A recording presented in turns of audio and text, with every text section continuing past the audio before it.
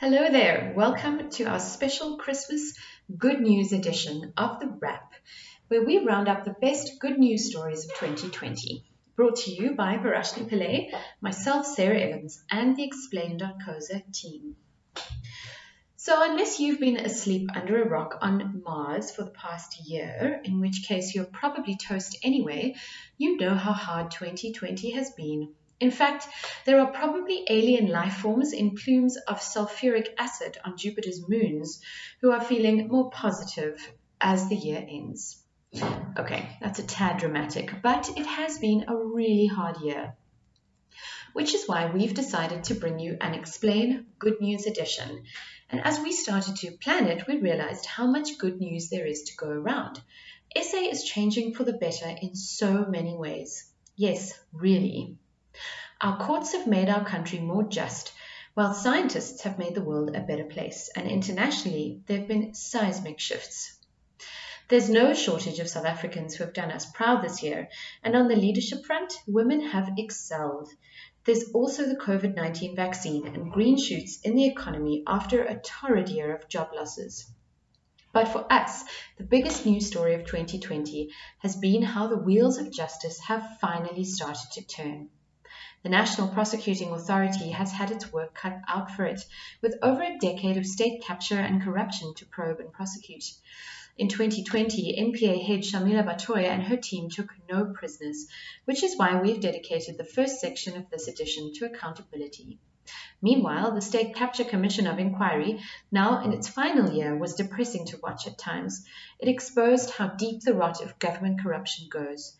But the way Deputy Chief Justice Raymond Zondo and his team carried out their work, mercilessly but fairly tracing every lost rand and cent, was admirable. So, while COVID changed our country for the worse in many ways, with so many of our friends and family falling ill, SA is looking brighter in other ways.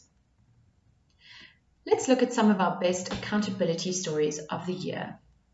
Now, as we mentioned, Deputy Chief Justice Raymond Zondo has done more than just run the Commission of Inquiry into state capture admirably. He has let the facts speak for themselves, exposing conspiracy theories and lies for what they are. Zondo faced the likes of Jacob Zuma, who accused the Commission of being a part of a plot to undermine him politically. But Zondo held his own, carefully using the law and facts, not politics, to deal with Zuma's threats.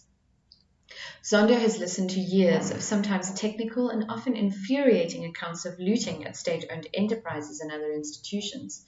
His calm demeanor and fair approach has given us confidence in the Commission and hope that those who have stolen from the state will be exposed and brought to book.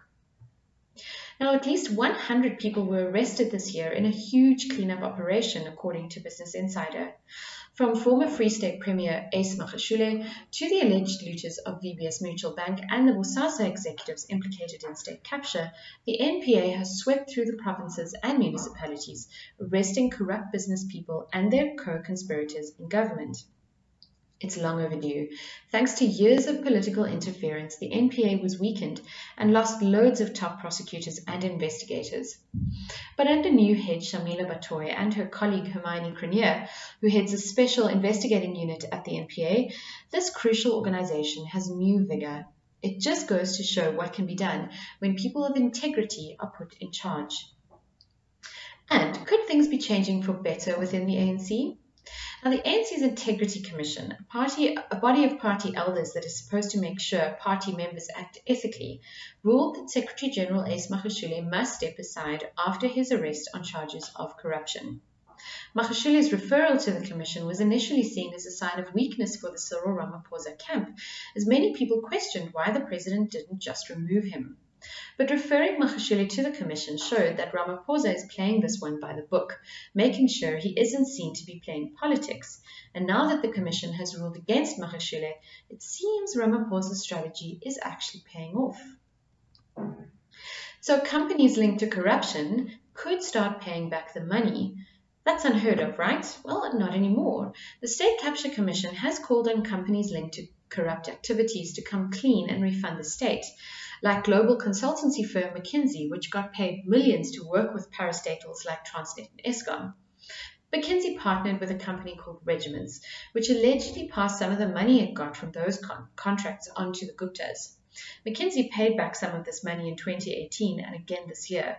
Amabungane reported that McKinsey probably owes more, but it sets an important precedent, and with the Commission's public call for other companies to do the same, business could start being held to ethical standards and not just legal ones.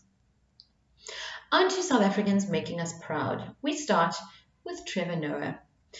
He's the comedian with charm, intelligence, and good looks, and he has won the world over. He made us proud when he was chosen to host The Daily Show in the US back in 2015, and again in 2018 when he was named one of the most influential people in the world by Time magazine. And in the latest installment of Trevor Making Us Proud, he will be the first South African to host the 62nd Grammy Awards next year. The world really is his oyster, and we're happy to say his journey started in sunny SA. South Africa's national women's soccer team, Banyana Banyana, had us ululating with celebration after winning the COSAFA Women's Championship title for a fourth time in a row. Banyana Banyana also holds the highest total wins in this Southern African tournament, with 7 titles to date. Plans are reportedly underway to ensure that Banyana Banyana receives equal pay to their male counterparts for their international wins. And now onto our science superhero. The epidemiologist, director of the Centre for the AIDS Programme of Research in South Africa, chair of South Africa's COVID-19 Ministerial Advisory Committee, and all-round good guy, Dr. Salim Abdul Karim, didn't just spearhead SA's scientific response to COVID-19. He was also awarded this year's hugely prestigious John Maddox Prize for standing up for science during the coronavirus pandemic. He shared the award with Dr. Anthony Fauci, the internationally renowned US chief scientist on COVID-19. Dr. Karim said he was deeply honored to receive the prize alongside Dr. Fauci, his friend and colleague. The judges say Dr. Karim has a reputation for clear and honest communication, something that has allowed him to generate public trust in fast-moving science. Respected for his international science advocacy, engaging with the media and the public has become integral to his role as a scientist. And we couldn't agree more. Did you heed the call by President Ramaphosa to join the hashtag Jerusalem Dance Challenge? It was the other thing that went viral this year, except this was a goodie. Thanks to an Angolan dance group, South African artists Master KG and Nontlebo Zekode's song, Jerusalema, spread across the world. The dance group choreographed a routine which helped the song go viral, and the whole world started jamming to this South African tune. It spread hope and cheer during the devastating year that was 2020. We're just glad South Africa has a foot in it. On to some health news. The human spirit is a wonderful thing. Even in the face of fear and devastation, we managed to defy the odds. Take Ebola, for example. The virus was discovered in 1976, but the worst outbreak took place in West Africa from 2014 to 2016, killing over 10,000 people. Now, thanks to science and a massive global effort, the 10th outbreak of this lethal virus was officially declared over in the Democratic Republic of Congo in November this year. There are lessons we can take from Ebola for COVID-19. Ebola vaccines had to be transported to far-flung rural areas while being stored in cold temperatures. The World Health Organization says those lessons and the same tech could be used to distribute COVID-19 vaccines. Here's another lesson. Healthcare workers really are heroes. Like with COVID-19, so many fought and died bravely to save lives in the face of the Ebola crisis, and we salute them. In another win for humanity, and especially SA, there have been many breakthroughs in the fight against HIV this year. New drugs were developed, from improved and easy-to-swallow medication for children to advances in preventing mother-to-child transmission. But one of the biggest developments is a new antiretroviral drug called cabotegravir. Studies show it is 89% more effective in reducing the risk of women contracting the virus. It can be administered by tablet or injection. There are also 3 HIV vaccine trials underway. It's enormously positive for SA, where according to UNAIDS, 7.5 million people still live with the virus. It's here, less than a year since the outbreak of COVID-19. Science came through for a world desperate for a COVID-19 vaccine. 2 vaccines produced by pharmaceutical giants Moderna and Pfizer have been authorized by the US Food and Drug Administration. High-risk people and healthcare workers in the US, UK, and Canada are getting jabs, and in an effort to promote the vaccine's safety and push back against the anti-vaxxer movement, US President-elect Joe Biden got his shot this week. The debate about equal access to the vaccines among the world's poorer nations rages on, but we're celebrating the scientific achievement. This week, SA made its first payment towards a global vaccine initiative that could see us accessing small quantities of the vaccines next year, and that's something to look forward to. We now look at systemic reforms. Now, thanks to a Constitutional Court ruling in June, SA is seeing some important electoral reform. Soon you can run for office in SA elections without having to join a political party. More people running for office means increased competition in our democracy, making our democracy even healthier. And there's been some big wins for domestic workers. They're the unsung heroes of our society, keeping our homes running, often with very little pay. But until 2020, domestic workers could not claim for compensation if they were injured on the job, unlike any other worker. Crazy, right? Now a Constitutional Court ruling says they should be treated like all other employees. They should be compensated if they're injured at work. It's a huge victory for the helpers at the heart of our homes. And on to some environmental reforms. We've all seen the plumes of pollution billowing from Eskom's coal power stations, a reminder of the health and environmental hazards of our biggest source of electricity. Until now, no one has been able to get Eskom to clean up its act and improve SA's air pollution problem. But in 2020, the NPA decided to charge Eskom for failing to comply with national laws around air pollution. Eskom's Kendal plant is emitting too much pollution, the NPA says. And worse, Eskom appears to have lied about just how bad the pollution was. SA has laws that govern the levels of air pollution, and now that those laws are being enforced, we can all breathe a little easier. And on to some economic reform. We know that SA's economy took a beating during 2020 thanks to the pandemic, but the economy took a turn for the better from July to October, growing by 66.1% on an annualized rate. There was growth in sectors like manufacturing, mining, and accommodation, leading to more employment. Experts warn that the rebound comes off of a really low base, but it is a shot in the arm for our ailing economy and a source of much-needed hope for SA. And now onto our international highlights of the year. The good news story of the year has to be the US election, which saw the ejection of Donald Trump from office after one term. Enter President-elect Joe Biden. We're seeing signs that he will take Africa more seriously than his predecessor, and as the Financial Mail reports, where Trump alienated Africa, Biden has extended an olive branch. Trump never visited Africa during his presidency and referred to immigrants from Africa as, quote, people from these shithole countries. Biden, however, has reached out to countries Trump alienated, including SA. He personally phoned Cyril Ramaphosa in November. Plus, Biden's ambassador to the UN, Linda Thomas-Greenfield, a black woman, reportedly has loads of experience in conducting diplomacy in Africa.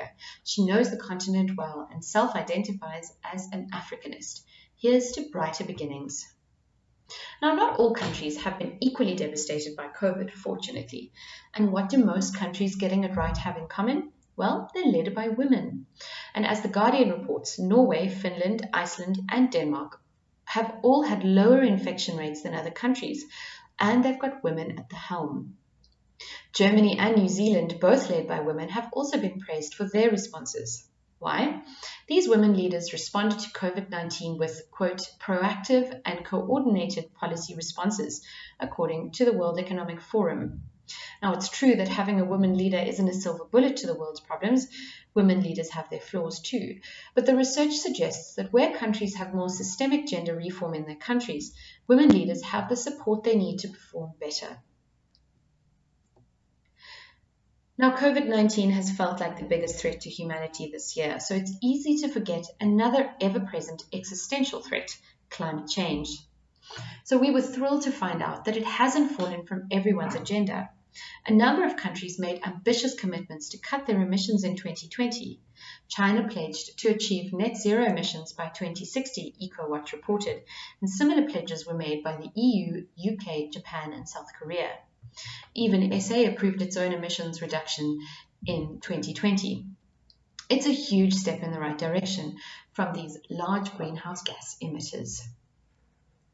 Now, all over the world, young people stood up against corrupt and oppressive governments this year, and it was inspiring to watch. Take the hashtag #EndSARS movement, for example. Young Nigerians turned out in droves to protest against a brutal police unit.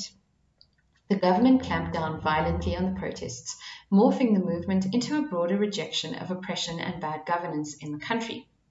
As the New York Times reported, the government was forced to promise reforms, and the unit has been dissolved, showing the power of a movement whose time has come. But it was bigger than Nigeria. Time magazine reported that Hong Kong, Chile, Sudan, and Lebanon were just a few sites of youth struggle in 2020. School strikers all over the world protested against climate change, and in Italy, Venezuela, Zimbabwe, and even Iraq, young people have been making their voices heard against poor governance, united in saying the system is not working, according to Time. And they haven't lost their sense of humor either. Hundreds of TikTok users and K-pop fans lobbied followers to buy tickets to a Trump rally in June and then not show up, according to the New York Times. The Trump campaign denied that the lower than expected turnout was due to the online boycott, but try telling that to the pranksters. It shows that the bad PR this generation gets, as lazy, entitled millennials, is just that, bad PR. 2020 shows us that the youth of today are vibrant, involved, and are moving the needle towards a more just world. Now that's it from us at The Wrap, a product of explain.co.za. You can remember to share the love and tell your friends to sign up for our updates at explain.co.za/subscribe. Take care, stay safe, and Merry Christmas to everyone celebrating. Till next time, goodbye from Sarah, Verashni, Arti, and Nanchi.